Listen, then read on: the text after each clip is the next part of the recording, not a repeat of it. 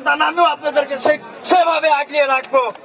আপনাদেরকে মনে রাখতে হবে, আমরা কথা দিয়ে কথা রাখি, যেটা বলি সেটা করি। আপনারা মনে করতে পারেন 2 আর 2 4 হয়, কিন্তু আমরা মনে করি 2 আর 2 22 হয়। আমরা আগের থেকে সবকিছু হিসাব করে রাখি।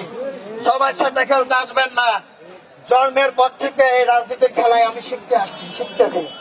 আমার বাবার সাথে থেকে আমি ছোটবেলা থেকে রাজনীতি করা শিখেছি।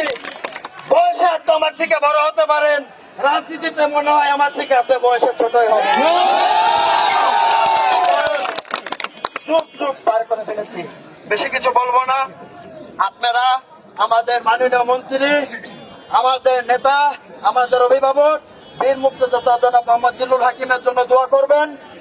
আমার প্রাণপ্রিয় নেতা, যার হাত ধরে আমি আজকে রাজনীতিতে এসেছি, রাজনীতি শিখেছি, আমার নেতা আশিক মাহমুদ মিতুল হাকিমের হাতকে শক্তিশালী করার জন্য আমি মাছপাড়া ইউনিয়নবাসীর কাছে বলতে চাই, এই মাছপাড়া হলো জিল্লুল হাকিমের ঘাঁটি, মাছপাড়া আমাদের ঘাঁটি, মাছপাড়া এখন থেকে আনারসের ঘাঁটি হবে।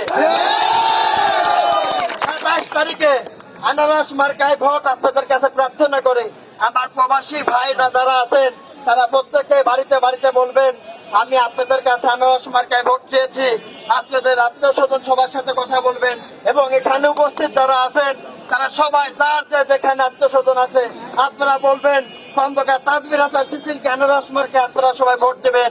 এই দেশকে উন্নয়ন করার জন্য, স্মার্ট বাংলাদেশ করার জন্য আনারস মার্কায় 27 তারিখে বিপুল ভোটে জয়যুক্ত করবেন আমাকে। আমি এই মাছপাড়াবাসীকে আমি জনাব মোহাম্মদ জিল্লুল হাকিম এবং আশিক মাহমুদ মিতুল হাকিমকে এই বিজয় উপহার দিতে চাই। এই আনারস মার্কায় বিজয়ী হয়ে আমি মাছপাড়াকে, আমি জননেত্রী শেখ হাসিনাকে উপহার দিতে চাই। আপনাদেরকে বেশি কিছু বলবো না, আমি এই বলে আমার বক্তব্য শেষ করছি। আবার দেখা হবে, আবার কথা হবে। আনারস মার্কায় আবার আমার ভোট প্রার্থনা করছি। জয় বাংলা, জয় বাংলা।